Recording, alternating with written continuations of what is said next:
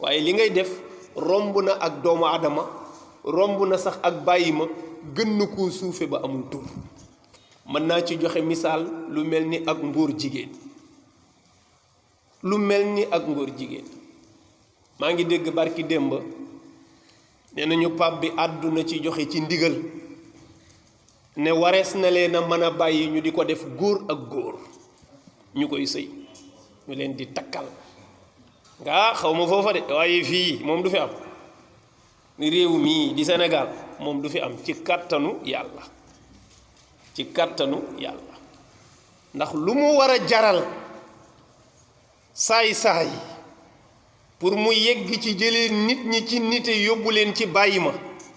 war na jaral ki bëgg a baax lu ko ëpp pour mu jëlee nit ñi ci bàyyi ma yóbbu leen ci nite fayda dong la nag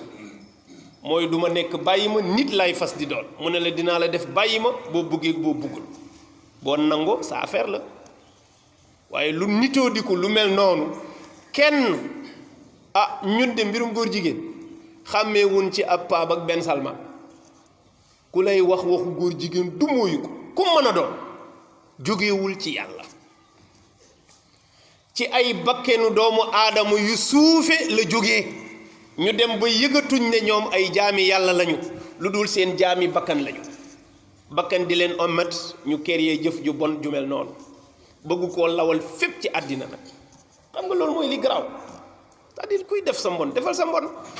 parce que àddina bi kenn mënul tere kenn mu def lu bon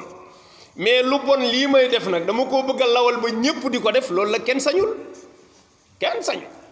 lu bon lii dama bëgg muy law fépp na ko ñépp di def loolu kenn amu ci sañ-sañ xanaa diine sax dañ naan la bul ko forcer nit ki diine sax dañ naan la doone nit ñi tey ngeen nekk ay jullit par force ñaata yoon ngeen dégg ay réew yu nu imposé ay loi yuy daganal góor jigéen imposé soo bañee ñu xoj la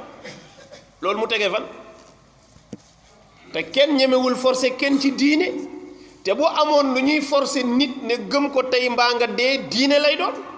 parce que jaamu bi yàlla mënul défier yàlla kooku rek la ñu war a forcer yow nga samp mbon gu kenn xamul ne ci àddina yëpp tënku te na ko ñëpp comprendre nag te bu ko kenn ŋaññi sinon ñu tuddee la yow homophobie nga léeg-léeg nga gis nit ku toog naa ko